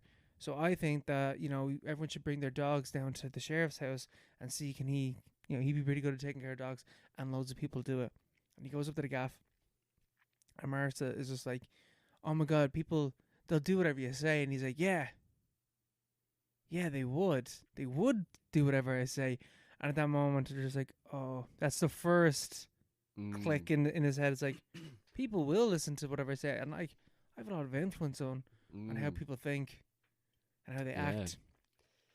Yeah, it's the hypodermic needle model. Mm-hmm.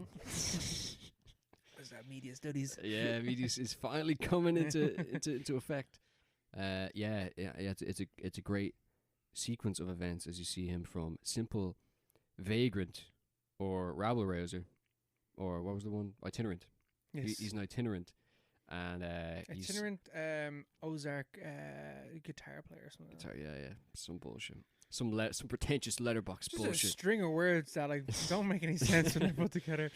But he's a natural with media, and you can see how he very easily gets to grips with the levers that he can pull, in terms of manipulating his audience, kind of cultivating his own character, and using that to leverage his own power through the very powerful people that he obviously meets through his own popularity, and the media sphere. Because he initially it's just him and Marsha, kind of she's producing the radio show, and he's on the radio show as a guest, and then he ends up he gets like guest spots on like talk shows, and then he basically has his own talk show, eventually, and it escalates to the point where he's an advisor to a senator who's looking to run for president, and the senator is promising him a position in his future cabinet as it's like secretary for national morale or something like something like that. He'd basically be the court jester for the country,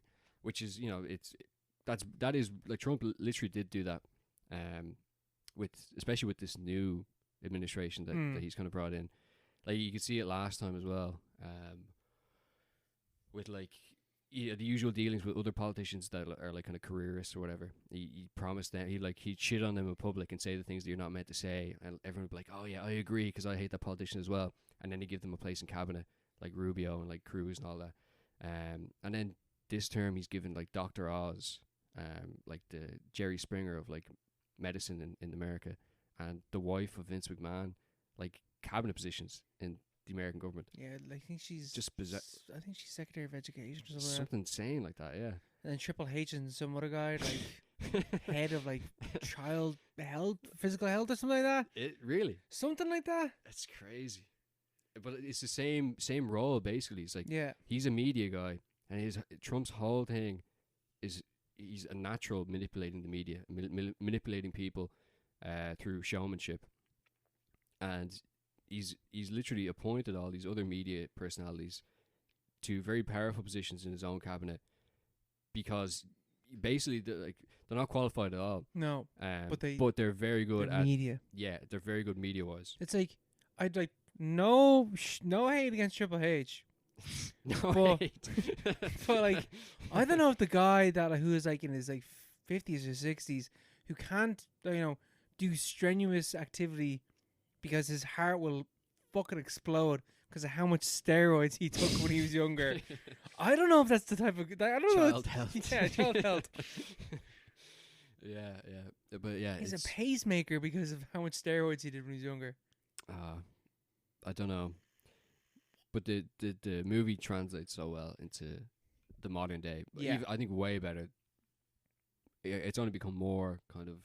There's such a poignant line in the movie where like someone's talking about TV, and they're like, "Oh, TV is the greatest tool that we have today for mass manipulation or influence." And like I like watching, like I was just like, that has only gotten worse. That tool is only more powerful and more insidious. Because now you don't have to sit around a TV. It's everywhere. It's in your fucking pocket at all times. Yeah.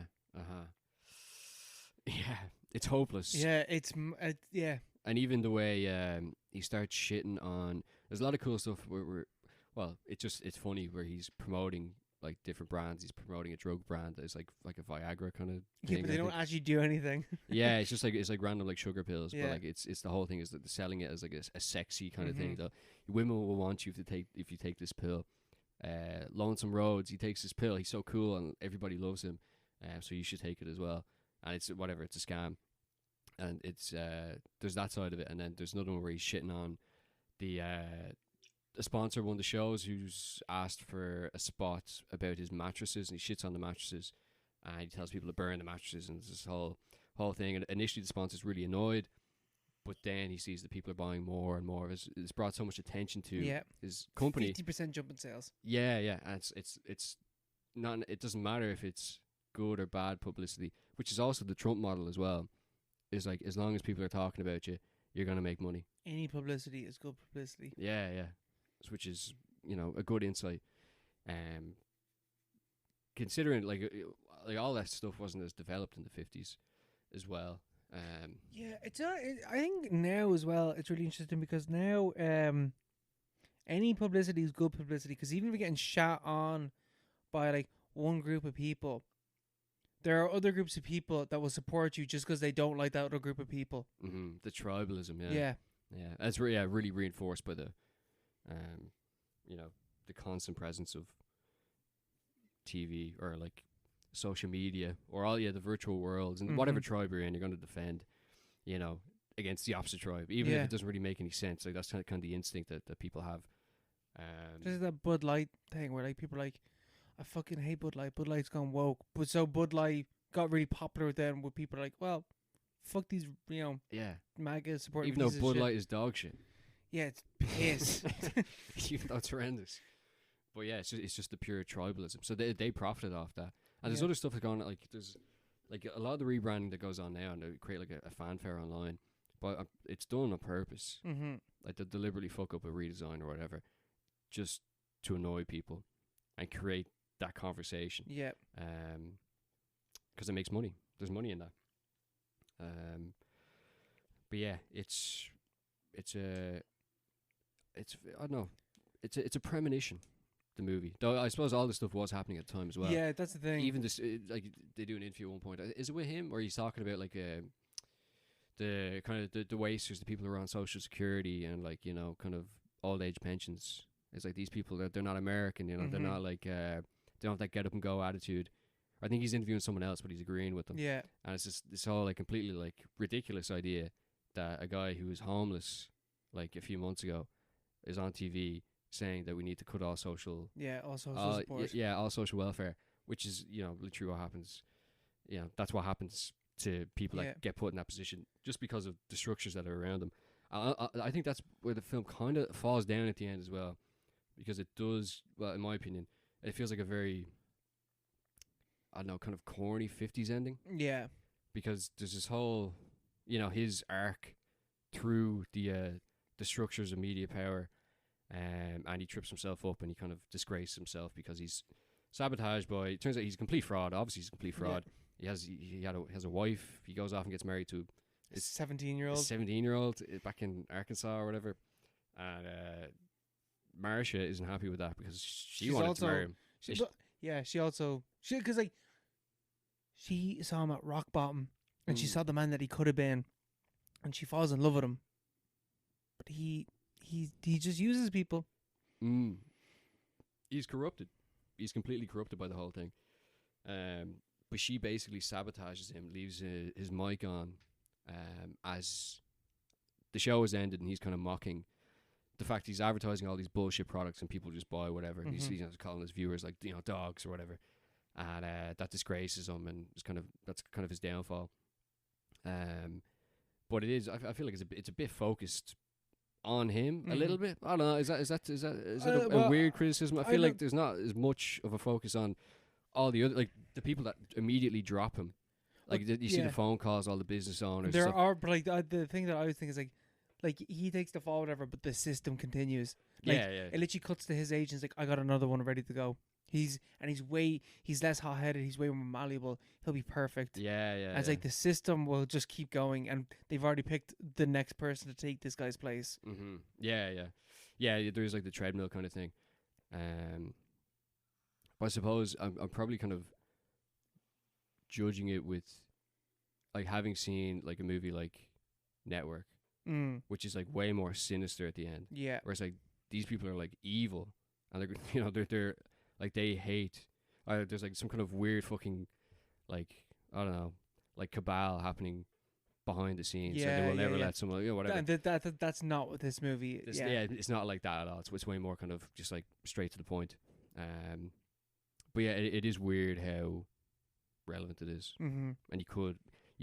I'd be happy to see a remake of this movie. Yeah, I think it would really work. Facing the phone. Yes. Or like those street interviews people do. Yeah. Or something like that. Well, that's literally what the Hawk Tuah girl was. That's literally what the Hawk Tuah girl was. Yeah. This is an amazing idea for a remake. I personally, I think this makes so much sense. I think you need to make a spec script, Mark. We need to write a spec script. Yes. We just basically rip off this movie. We just rewrite this movie, but like put it with phones and podcasts. Yeah. He gets a podcast. He eventually gets onto Joe Rogan. And that's his downfall because it's like he's hanging out with Elon Musk and like Jordan Peterson and Jeffrey Epstein's behind the curtain, but no one knows.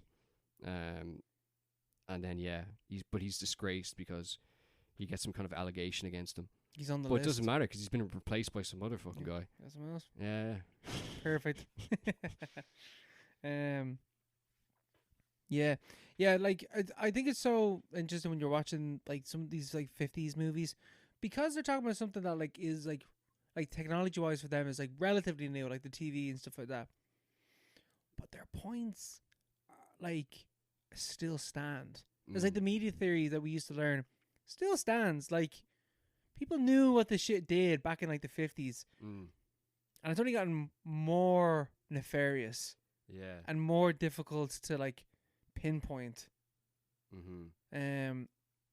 Like the Hawk Tuah girl is like he like basically is this story. Yeah. Like as you said, like she was like disgraced and like was like disappeared now.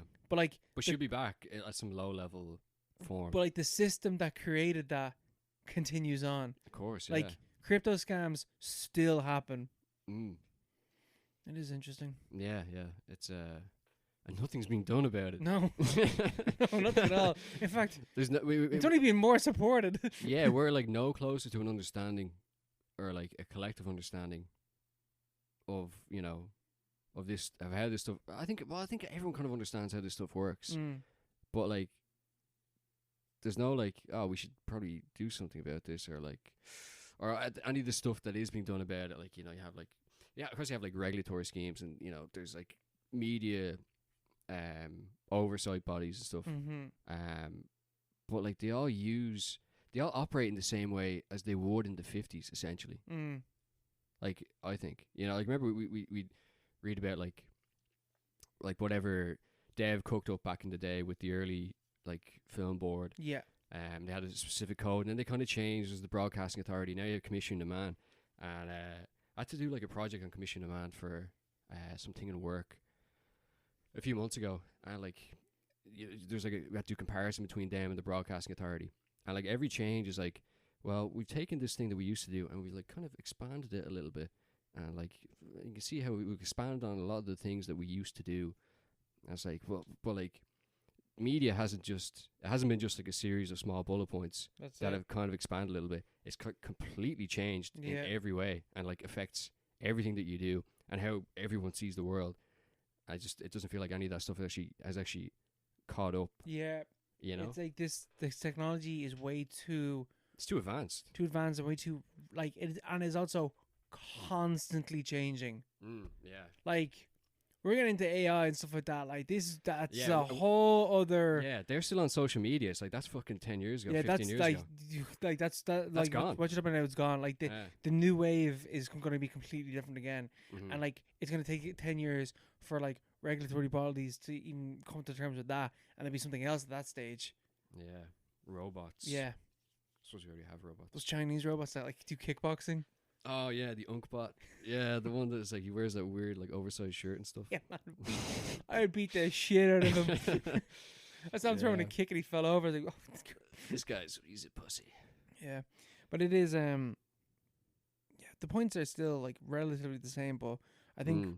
Which, yeah, that's the weirdest thing. It's the same kind of... Like, back then, it was such a new kind of idea. Last 20, 30 years before this film was made, you wouldn't have had the same kind of understanding of how it all works. But they would have just had a radio at that stage. Yeah. But, like, yeah, true. But, like, before that would have been newspapers. True, yeah. Newspapers. Well, I guess this isn't the same story as, like, Citizen Kane. Yeah. And plus, like, newspapers, it's not the same kind of mode of celebrity where you can become... there's no 50 minutes of fame, really. Yeah. You can have, like, boy falls down well kind of thing, but you don't have the same kind of, kind of... instantaneous reaction. Yeah, and how that's baked into politics. Yeah. Like newspapers would have been controlled by powerful people, maybe, or definitely, but like. I don't Maybe. know. Definitely. Maybe. But you had more lads going around with their like little mini newspapers, Mm-hmm. and they get way more widely read because you could just fucking throw it. People wanted to read stuff, Yeah. and nowadays it's like everything is kind of very much controlled by the same kind of 5-6 companies. Yeah. But yeah, this movie was made like 75 years ago. Our understanding of it is basically hasn't changed, and I think it's basically correct. But our approach also basically hasn't changed at all. Which is the problem. Which is, it's pretty bad, yeah. Yeah. I'm not smart enough to know the answers either. We're going to figure this out. Yeah. We're going to figure this out. Maybe we will on next week's episode. Fuck no. That's not going to happen. But no, yeah, I really enjoyed this movie. I thought it was very good. I think acting is great. Its point is salient. Is that the right word? Salient, yeah. That's great. Salient. That's a great word. And still, that's a letterbox word. Oh man, I'm gonna Let's go right in the review. I tell you. But no, yeah, and I do like it is like this guy that just has this spell on people, which we do, Mark. We have these. This is basically we're kind of the like same thing. this guy. Yeah, we're kind of like him. Yeah. But when's our downfall? Or we already had our downfall. Oh, we had the downfall. This is the middle point. Oh God. It only gets worse from here. Oh yeah. Grand. So what's our recommended film for the next episode? It's Jacques Becker's Le Trou, which is a French movie about a jailbreak. Say less. It's a French movie. It's a French movie. It's in black and white. It was made in 1960. So we got 2 black and white movies back to back. And they're both fucking 1,000 years old. So we're like leveling up in terms of our prestige is kind of going up a bit. Man. We haven't had any slop movies really for a while. No, we haven't. It's all gold. Yeah. Oh, at least interesting to talk about. Mm-hmm. Yeah, which is Under key. Silver Lake was still like. Yeah, it was something to talk about. As in, like, what is this movie about? What is going on? Yeah. So looking forward to that. It's only 2 hours long as well. Oh, whopper. Could be worse. Perfect. Could be worse. Let's leave it at that. All right. Good night. God bless. Goodbye.